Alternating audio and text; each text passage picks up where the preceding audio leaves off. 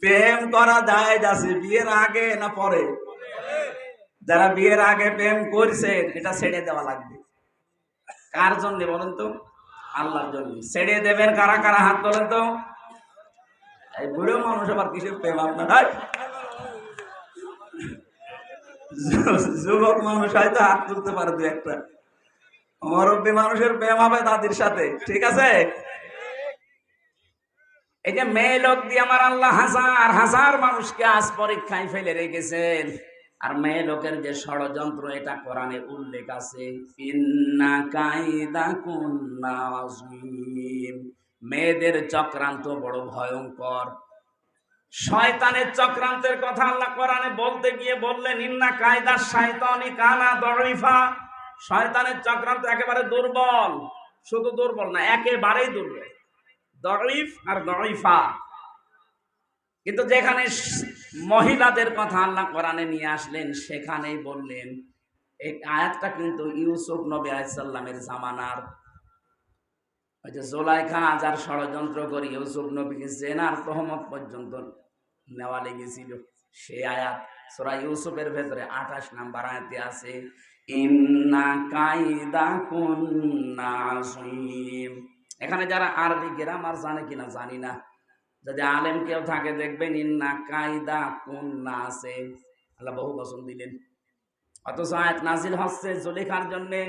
জুলেখা কয়জন বলেন বলেন? এক বচন, দ্বি বচন, এরপরে দুইয়ের বেশি হলে হয় বহু বচন। আল্লাহ একবারে দ্বি বচন বাদ দিয়ে বহু বচন লাগিয়ে দিলেন কোন কারণে? জুলাইখা তো আর 10-12 জন না, কয়জন? আল্লাহ ভালো করে জানে জুলাইখা শুধু এটা না, কিয়ামত পর্যন্ত এরকম দুর্বিসন্ধিওয়ালা জুলাইখা দুনিয়ায় আসবে। কথা বলেন না কেন?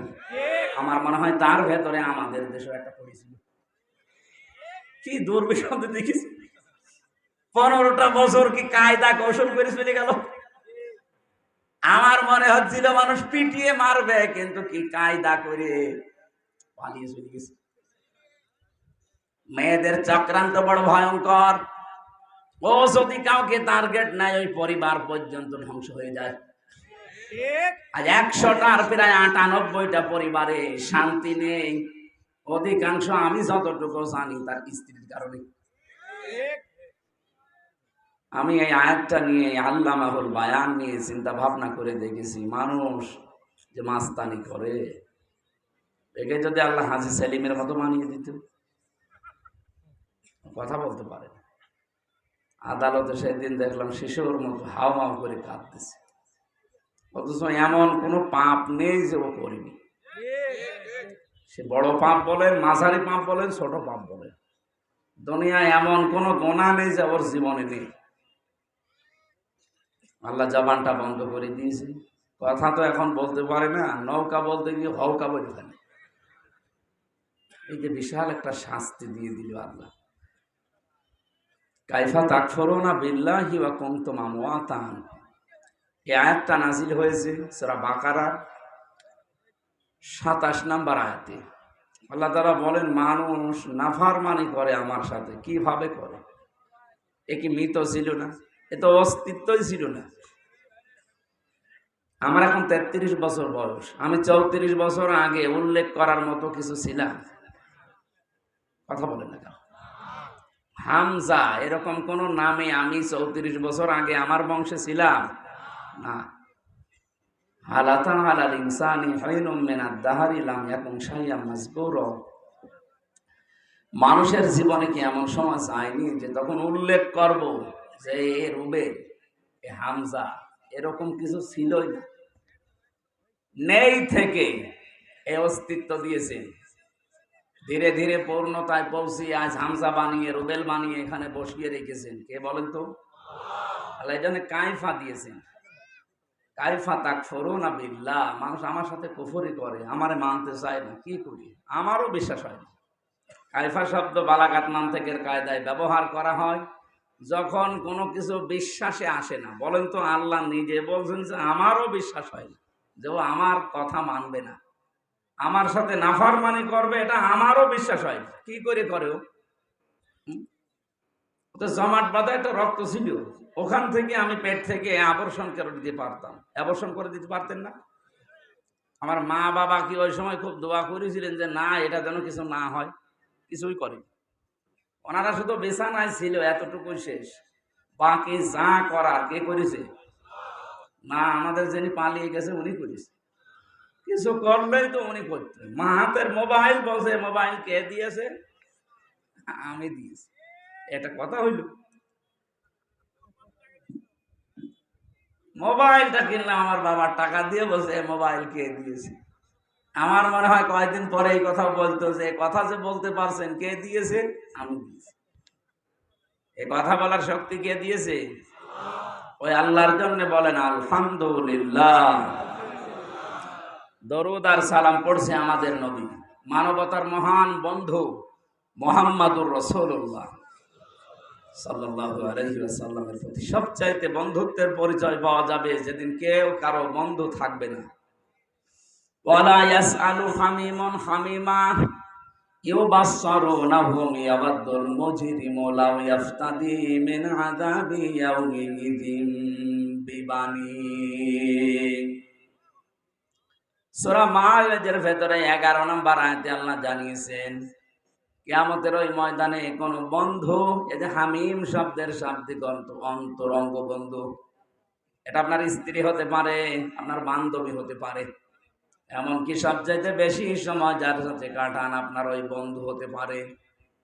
এই বন্ধু কিয়ামতের দিন আপনার কথা জিজ্ঞাসাও করবে না, আর যদি জিজ্ঞাসাও করে আল্লাহ পাকের কাছে মুক্তিপণ হিসাবে আপনাকেও বলবে আল্লাহ এই বন্ধুকেও দিয়ে দিলাম। বলেন নাউজুবিল্লাহ। এই যে কঠিন ঝালঝালা অবস্থা আল্লাহ পয়দা করবেন ওই ময়দানে শেষে, বন্ধু, মা বাবা, স্ত্রী, সন্তান সব কিছু বলবে আমি মুক্তিপণ দিলাম। কি দিলাম? এই যে লাউ ইফতাদি, ফিদিয়া দিলাম, মুক্তিপণ দিয়ে দিলাম।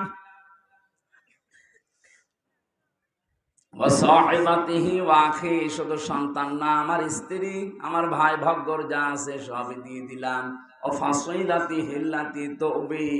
আমার জ্ঞাতি গোষ্ঠী যারা আমাকে আশ্রয় দিত, আমার দলের লোক, আমার গ্রামের লোক, আমার বংশের লোক যারা আমাকে আশ্রয় দিত বিপদে পড়লে, আল্লাহ এদেরকেও মুক্তিপণ হিসাবে দিয়ে দিলাম।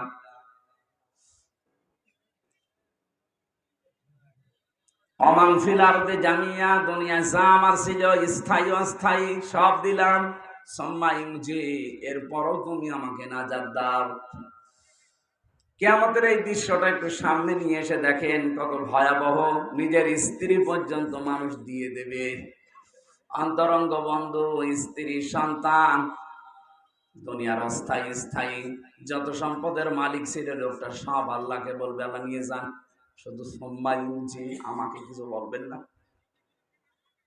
হযরত ঈসা নবীর মতো এত বড় পাওয়ারফুল নবী পর্যন্ত বলবে রব্বুল আলামিন আমার মা মরিয়মের সাথে তোমার যা ভালো লাগে তুমি করো, যে আচরণ তোমার করা লাগে তুমি সব করো, আমার মাকে আমি ছেড়ে দিলাম, কিন্তু আমার কিছু বলবো না।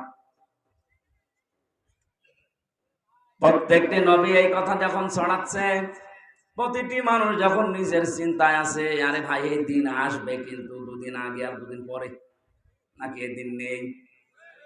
অবশ্যই আসবে। ইন্নাকা জামিউন নাসি লা রাইবা ফীহি ইন্নাল্লাহা লা ইউখলিফুল মিআদ। কোরআনে কারীম জানাচ্ছে অবশ্যই মানুষদেরকে এক জায়গায় জমা করা হবে, এ ব্যাপারে কোনো সন্দেহ নেই। লা রাইবা ফী, কোরআনের খাতিরে আল্লাহ যেমন দিয়েছেন যালিকাল কিতাবু লা রাইবা ফী, কোরআনে কোনো সন্দেহ নেই। কিয়ামতের কথা বলার সঙ্গে সঙ্গে আল্লাহ বলেন লা রাইবা ফী, কোরআনে সন্দেহ নেই, কিয়ামতেও, কিয়ামতে কোনো সন্দেহ নেই। আর আল্লাহ যে ওয়াদা দিলেন কোনদিন আল্লাহর এই ওয়াদা তিনি ভঙ্গ করবেন না। তার মানে এদিন আমাদের সকলের সামনে মাস্ট বি, আসবে। দৃশ্যটা আপনি সামনে নিয়ে এসে বলেন তো চোখ বন্ধ করে, এরকম একটা জায়গায় আছেন যেখানে বউ পালিয়ে যাচ্ছে, যেখানে ছেলে মেয়ে পালিয়ে যাচ্ছে, দলের লোক সব পালাচ্ছে আর পালাবে, এটা দুনিয়ার হিসাবে আপনি একটু দেখেন। এখানে আমরা যারা আছি যত বড় মাপের লোক হই, 200 বছর পরে যদি এই নামুজা গ্রামে এসে বলে 2 তালা বাড়ি আমার, ওর দাঁত মুখ খুলে থাকবে কি? অথচ ওইগুলো সব আত্মীয় স্বজন, মাত্র 200 বছর পার হয়ে গেছে। যদি আপনার ছবিও থাকে 200 বছর পরে যে এইটা আপনার পরদাদার ছবি ছিল, তাও আপনার নাতির নাতির নাতিরা মানবে না, না ও আসলে জমি ভাগ নেবে। কথা বলছেন আপনি এসে দেখেন তো দুনিয়ায় আল্লাহ পাক বলেন এমন একটা কঠিন মুহূর্তে কেউ কখন যারা প্রশ্ন করছে না, কারো সম্পর্কে জিজ্ঞাসাও করছে না, হঠাৎ করে একটা আওয়াজ আসবে, রব্বি হাবলি ইয়া উম্মতি। হে আল্লাহ, আমি কিন্তু বলি না যে তুমি আমার মাকে বাঁচাও, বাবাকে বাঁচাও, আমার মেয়ে ফাতেমাকে বাঁচাও, হাসান হোসাইনকে বাঁচাও না, তিনি বলবে আল্লাহ আমার উম্মতকে বাঁচাও। সবার নজর ওইদিকে যাবে, কে গো এ কথা বলে এত বড় বিপদে? যার সিগনেচার ছাড়া আপনি জান্নাতের গেটে যেতে পারবেন না, তিনি তাকিয়ে সবাই বলবে কে? আওয়াজ আসবে, আমাকে চিনতে পারো না, আমি তোমাদের এতিম নবী মুহাম্মদুর রাসূলুল্লাহ। বিশ্ব নবী সুপারিশ করার জন্য সামনে নিয়ে আসবে, এক একজনের হাত ধরে, এইভাবে হাত ধরে নিয়ে আসবে, বলবে আল্লাহ এইটার বিচার করেন। বলেন আপনাকে সামনে নিয়ে গেল রুবেল সাহেব, আপনি যা জীবন তৈরি করেছেন, নবীজি যদি আপনার ডান হাত ধরে আল্লাহর সামনে দাঁড় করিয়ে বলে আল্লাহ নিন, এর যে 50 বছরের জীবন দিয়ে দিলাম, কি করেছে জিজ্ঞাসা করেন। এটা ফালতু কথা না, কোরআনের হাদিসে এইভাবে এসেছে, নবীজি নিজে আপনাকে নিয়ে দাঁড় করিয়ে দেবে, এই রুবেল ওয়াল তোর 50 বছর কি করে কাটালি, মা তাজারু কদামা বানি আদামা আব্দি ইয়াউমাল কিয়ামাতি হাত্তা ইসআলা আন খামসিন আন উমরিহি ফিমা আফনা। একটা জীবন দিয়েছিলাম 70 বছর 80 বছরের, সত্যি করে বলতো কি করে কাটালি। বগুড়াবাসী আপনারা শিক্ষিত মানুষ, রংপুরের মতো মফিজ না আপনারা, রাজশাহী বিভাগের মানুষ, জ্ঞানী মানুষ। বাংলাদেশে যত বিভাগ আছে সব চাইতে বেশি বিচক্ষণ জ্ঞানী মানুষ রাজশাহী বিভাগে বাস করে। আপনি নিজে এবার বলেন তো, আল্লাহু আকবার না বলে নিজে বলেন, যা করেছেন এই 50 বছরে আপনি দাঁড়িয়ে আল্লাহর সামনে, বিচারকের সামনে হয়তো উল্টা পাল্টা কথা বলে এদিকে ওদিকে করা যায়, এমন বিচারক আপনার চোখের পলক বোঝে, কোন নিয়তে চোখের পলক মেরেছিলেন এইটাও তার কাছে ধরা পড়ে যায়। কথা বলে ঠিক কিনা? এরকম একজন বিচারপতির সামনে দাঁড়িয়ে নিজের জীবনের হিসাব দেওয়া লাগবে, তাও 2 দিন 5 দিন 10 দিন না, পুরো 50 বছরের। মাঝে মাঝে আমার মনে হয় আল্লাহ, আমার এই 33 বছরের জীবনে যদি তোমার সামনে দাঁড়িয়ে বলো হামজাসা 2024 সালের অক্টোবর মাসের 31 তারিখ পর্যন্ত তোরে মাফ করে দিলাম, শুধু নভেম্বর মাসের 1 থেকে 17, এই 17 দিনের হিসাব দিয়ে তুই জান্নাতে চলে যা। আমার যা কাজ কারবার, আমার যা আমল আখলাক, আমার এই 17 দিনের হিসাব দেওয়া সম্ভব না। আপনারা পারবে? আল্লাহু আকবার যে বললেন, জ্ঞানী মানুষ আপনারা, হিসাব বোঝে। বিশ্বনবী মুহাম্মদুর রাসূলুল্লাহ নিষ্পাপ ছিলেন, তার আগে পেছনের সব কিছু আল্লাহ মাফ করে দিয়েছিলেন। এরপরও নবীজি প্রতিদিন বলতেন 100 বার করে, আল্লাহুম্মা হাসিবনি হিসাবান ইয়াসীরা, আল্লাহ তুমি আর যাই করো আমার হিসাবটা একটু সহজ করে দিও। সত্যি আল্লাহ যদি কাউকে হিসাব নেয়, পুরা জীবনের নেওয়া লাগবে না, একদিনের হিসাবও আপনি সঠিকভাবে দিতে পারবেন না। আল্লাহ যদি কাউকে মাফ করতে চান, সবার সামনে এভাবে বিচার করবে না, পর্দা নিয়ে নেবে, রুবেলকে ডাক দিয়ে পর্দা দিয়ে ঘিরে নেবে, আল্লাহ নিজের সামনে দাঁড় করিয়ে বলবে, ওই এগুলো করেছিলি। ওর তো জবাব দেওয়া ছাড়া উপায় নেই, কারণ আগে পরের সব কথা আমার আল্লাহ আগে জানেন। মাথা নিচু করে যখন বলবে হ্যাঁ আমার ভুল হয়ে গেছে, আমি হাদিসে পড়েছি আল্লাহ পাক বলেন ওই সময় যেই বলবে আমার ভুল হয়ে গেছে, আমার বিশাল রহমতের দরিজার ভেতরে জোশ পয়দা হবে, ওর চোখের দিকে, কাকুতির মিনতির দিকে তাকিয়ে বলবো, যা তোর মাফ করে দিই। আল্লাহ যেন এইটা আমাদের সবার জীবন করে দেন, বলেন আমিন। খলিফাতুল মুসলিমিন হযরত ওমর, তিনি ইন্তেকালের 12 বছর পর তার সন্তান আব্দুল্লাহর সাথে একবার স্বপ্নে দেখা হয়েছিল। তিনি দেখলেন সুন্দর পোশাক পরে সাদা নদী থেকে আসতেছে। ডাক দিয়ে বললেন, বাবা কোথায় ছিলেন এতদিন? কতদিন দেখিনি। হযরত ওমর বলে, সন্তান, আজ 12টা বছর দুনিয়ার জীবন আমি ছেড়ে দিয়েছি। আল্লাহ পাকের সামনে দাঁড়িয়ে আমার জীবনের হিসাব দিচ্ছিলাম। আমি যে 26 বছর বয়সে মুসলমান হয়েছি, এর পরবর্তী যেই কয়দিন দুনিয়ায় ছিলাম, এই কয় বছরের হিসাব। আমার আগেরটা তো আল্লাহ কালেমা পড়ার পরে মাফ করে দিয়েছে। 1 থেকে 26 বছর পর্যন্ত আল্লাহ আমার হিসাব নেয়নি। কারণ কোন মানুষ যখন মুসলমান হয়, পেছনের অপরাধ আল্লাহ সব মাফ করে দেয়। সবগুলো মাফ ছিল আমার, শুধু 26 থেকে যেই কয় বছর হয়, এই কয়টা বছরের জন্য 12টা বছর আল্লাহ হিসাব নিচ্ছিলেন। শেষ পর্যন্ত আমার দিকে তাকিয়ে বলছে, যা করে মাফ করে দিলাম। এখন এই যে জান্নাতের নহর থেকে গোসল করে এই যে সাদা পোশাক, এটা জান্নাতের পোশাক, এটা পরে আমি জান্নাতের দিকে যাচ্ছি। ও বগুড়াবাসী, যারে আল্লাহ জান্নাতের সার্টিফিকেট দুনিয়ায় পাঠিয়েছিলেন, হযরত ওমরের, যিনি নবীজির পাশে কিয়ামত পর্যন্ত থাকবেন, তার 2 জন শ্বশুর আসে পাশাপাশি, আবু বকর, ওমর। এই যে আকাশের তারকা দেখতে পান রাতের বেলা, হয়তো 1-2 করে একদিন গণনা করলে শেষ হয়ে যেতে পারে। হযরত ওমর মুসলমান হওয়ার পরে জীবনে যত নেকির কাজ করেছিলেন, কেউ যদি ওমরের নেকি গণনা করে কোনোদিন শেষ হবে না। এত বড় পাওয়ারফুল মানুষ, এ মানুষের যদি 12 বছর লাগে তারপর আল্লাহ মাফ করে দিয়েছে, আমাদের কয় বছর লাগতে পারে? এজন্য হিসাব এটা কঠিন বিষয়।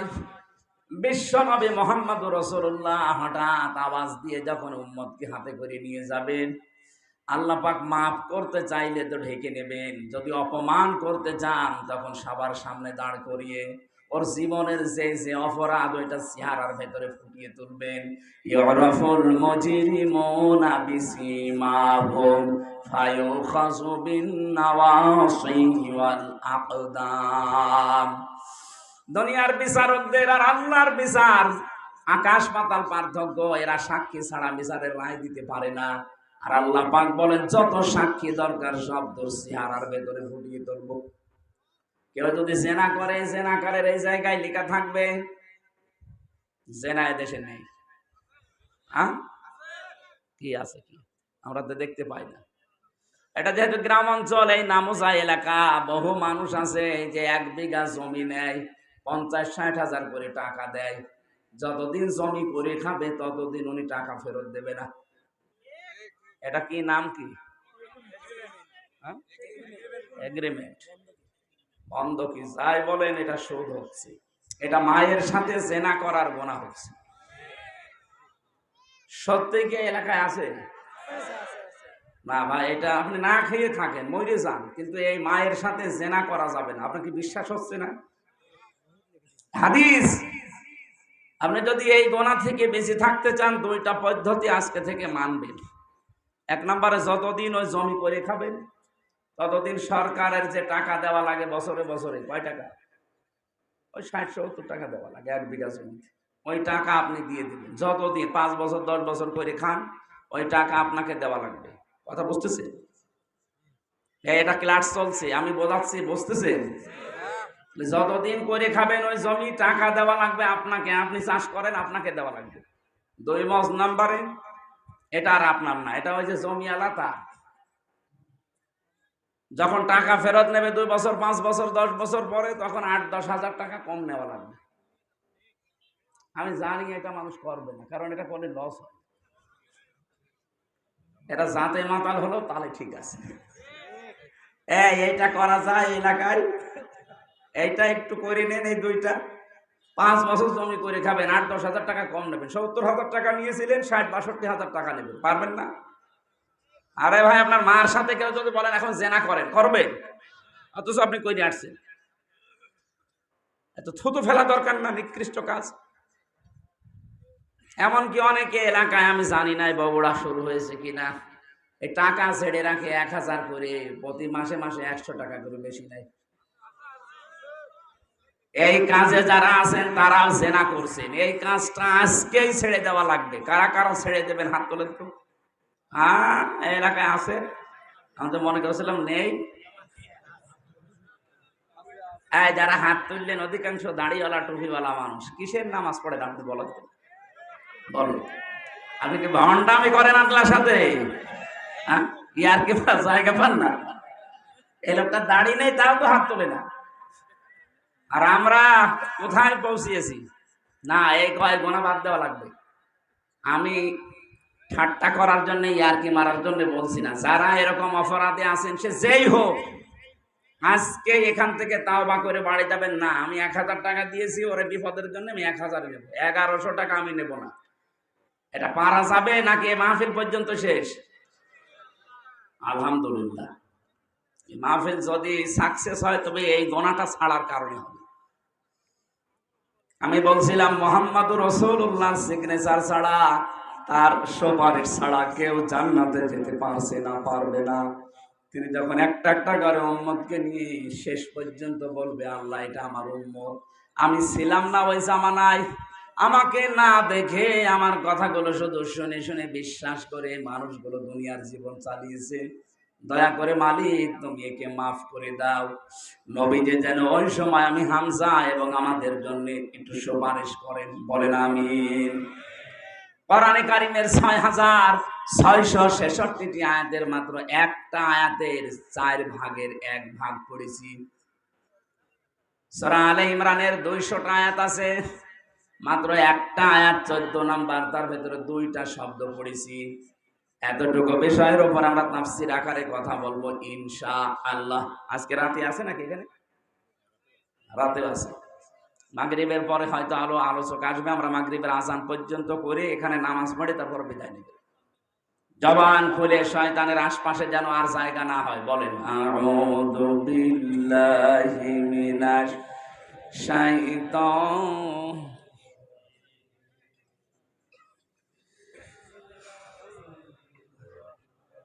সরিয়ে দেন।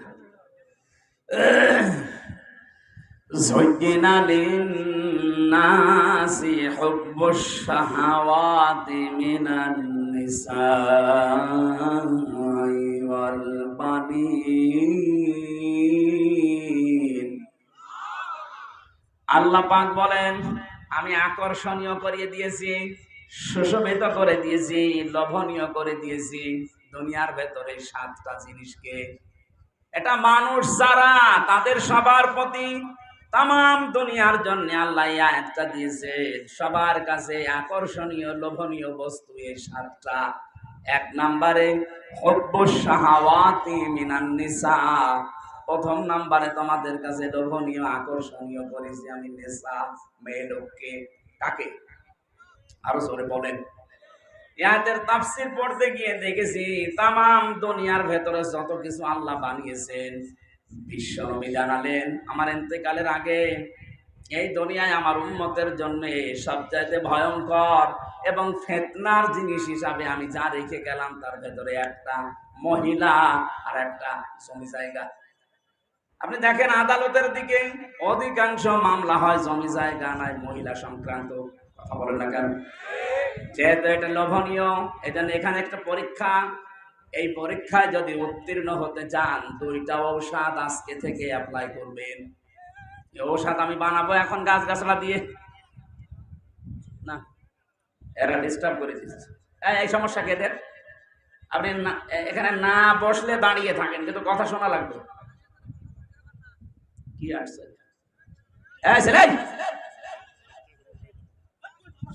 কি কিসের দায়িত্ব পালন করো? আপনি মাহফিল দিয়েছেন না শোনার জন্য নাকি? আবার কথা বলেন। এদিকে তাকিয়ে থাকেন, যে যেখানে জাহান্নামে যাক এদিকে তাকিয়ে থাকবেন। এত বড় একটা আয়োজনে ও একটা কথা বোঝে না, শোনে না। কে কি দেখতে এসেছেন? বান্ধবী দেখতে এসেছেন?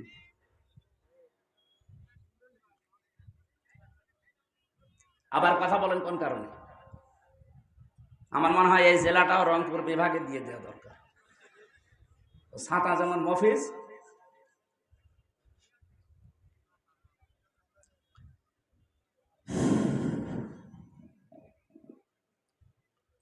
প্রথম কথা বলছিলাম বিশ্বনবী মোহাম্মদ রাসূলুল্লাহ জানিয়েছেন, দুইটা ঔষধ যদি তোমরা দুনিয়াতে খেতে পারো, অ্যাপ্লাই করতে পারো, দুনিয়ার জীবনে সেট করতে পারো, তাহলে এই ফিতনা, এই যে লোভনীয়, এইটা থেকে বেঁচে থাকতে পারবা। আমি জানি আমি সহ প্রত্যেকে এই রোগের রোগী।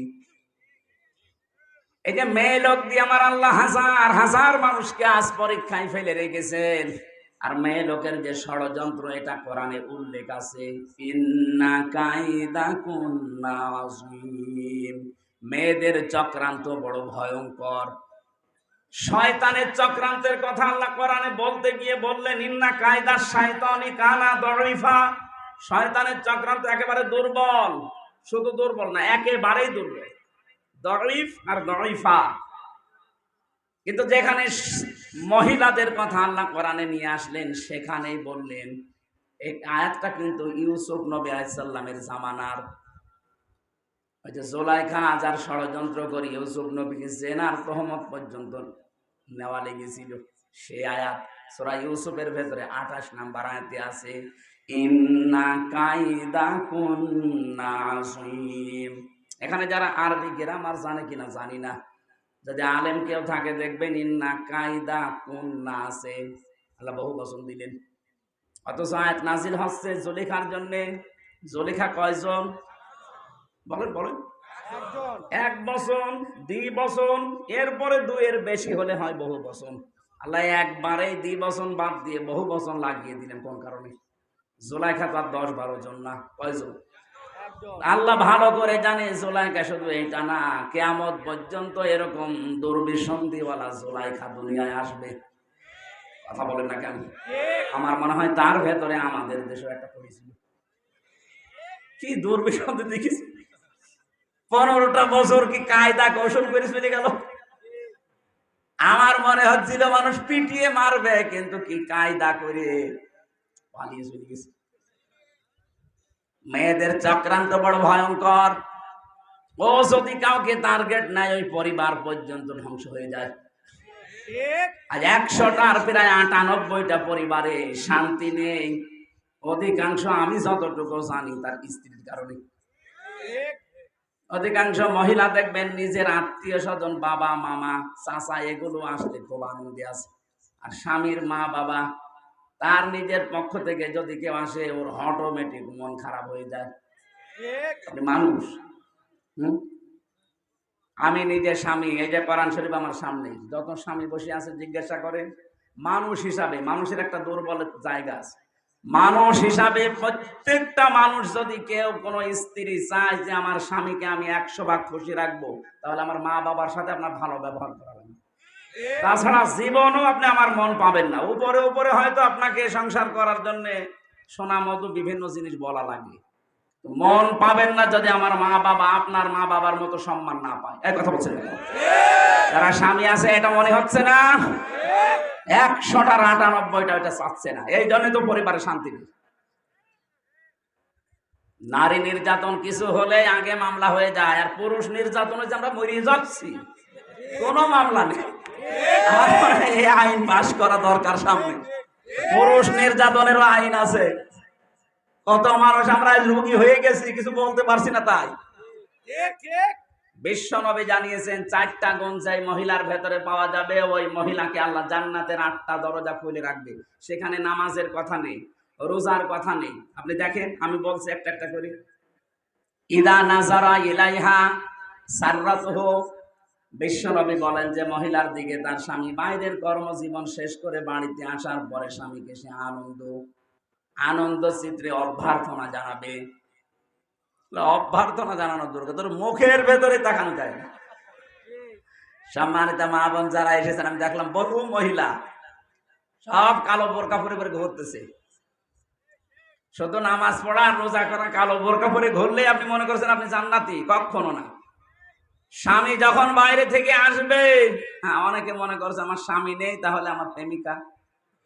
না, ওইটা আবার বাদ। আপনার ভালোবাসা তৈরি হবে বিয়ের পর। কখন? কেন এটা বললাম বলেন তো? বিয়ের আগে ভালোবাসা করা জায়েজ নেই কেন? আমার 7টা কারণ আছে তাফসীরের ভেতরে। 1 নম্বরে হযরত আদম আলাইহিস সালাম, তাকে আল্লাহ যখন জান্নাতের বিশাল নিয়ামতের ভেতরে নিমজ্জিত রেখেছেন, তার কিচ্ছু ভাল লাগছিল না, এত নিয়ামত, কিন্তু না, চোখ বন্ধ হয়ে গেছে, ঘুম এসে গেছে, ঘুম থেকে উঠে দেখছে একটা মহিলা পাশে। তিনি তাকালেন এবং ধরতে গেলেন, কারণ এমন সুন্দর করে আল্লাহ তাকে বানিয়েছিলেন। তামাম দুনিয়া 4 জন মহিলার চেহারা আল্লাহ নিজের কুদরতি হাতে সবচাইতে সুন্দর করে বানিয়েছে। ইউসুফ নবীকে দেখলে মানুষের ক্ষুধা মিটে যেত, আমাদের মুহাম্মদুর রাসূলুল্লাহকে দেখলে মানুষের শরীরের ব্যথা পর্যন্ত দূর হয়ে যেত, এমন চেহারা আল্লাহ দিয়েছে। পুরুষের ভেতরে 2 জন, আর মেয়েদের ভেতরে 1 নম্বরে বিশ্ব সুন্দরী ছিল আমাদের আদি মাতা হযরত হাওয়া আলাইহিস সালাম। 2 নম্বরে যে মহিলার নাম বললাম জুলাইখা, এটা ছিল খুব সুন্দরী ছিল। 3 নম্বরে হযরত ইব্রাহিম নবীর বড় স্ত্রী সারা রাদিয়াল্লাহু তাআলা আনহা। 4 নম্বরে মুহাম্মদুর রাসূলুল্লাহ ছোট মেয়ে হযরত ফাতেমাতুজ জাহরা রাদিয়াল্লাহু তাআলা আনহা। তাহলে 1 নম্বরে যিনি আছেন কেমন সুন্দর করে বানিয়েছে বলে। হযরত আদম ঘুম থেকে উঠে তাকালেন এবং ধরতে গেলেন। আল্লাহ বলেন তাকানো যাবে না, ধরা যাবে না। হযরত আদম ওই সময় বলেছিলেন, মাবুদ তাকানোও যাবে, ধরাও যাবে, সেই বুদ্ধি দেন। বুদ্ধি আছে, বিয়ে করা লাগবে, আমি রাজি আছি। তার মানে এই আয়াতের যে তাফসিরে পড়েছি, আপনি বিয়ের আগে মহিলার দিকে ওইভাবে তাকাতেও পারবেন না, ধরতেও পারবেন না।